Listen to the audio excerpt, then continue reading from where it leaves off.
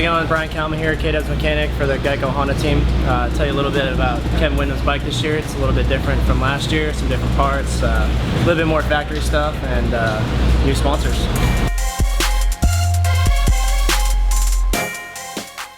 KW likes his motor strong, mostly. I mean, a lot of the guys, Trey coming in, he liked it a little bit more mellow when he first stepped up to the 450.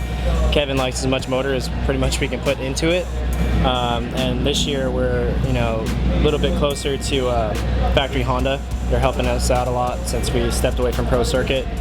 We picked up Yoshimura exhaust and basically a Honda spec engine, the cool magnesium cases and everything that goes along with a factory Honda motor. Suspension is also Works Honda. We have the cool looking, gray upper tubes. And it's new spec this year. We've done a lot for geometry wise to get the thing to handle right. Kevin's usually, his body type helps him be good in the whoops, but also we did a lot of testing this year pre-season to get this thing handling well. We had the access to the parts. We actually had this stuff on the shelf from '09, but we just tried to go a different direction and we were running some production stuff, which Kevin liked the feel of it last year, but like I said, we changed some geometry things and they offered up a lot more parts this year too to help us out, to keep us going forward with it. And I think we've made leaps and bounds, suspension and geometry wise compared to what it was in, say 2009 when this model 450 came out. We're Pro Taper bars this year. They made a signature bar pad for Kevin because, he's the veteran. And, we use arc levers. He's a little bit particular on where his levers are in his bars. He tries to give me crap every week that they're not in the same spot, even though I know I'm spot on. And, but he's a little bit picky on as far as his bar setup and, positioning. But we also have the hydraulic clutch, which we've had for a couple years now.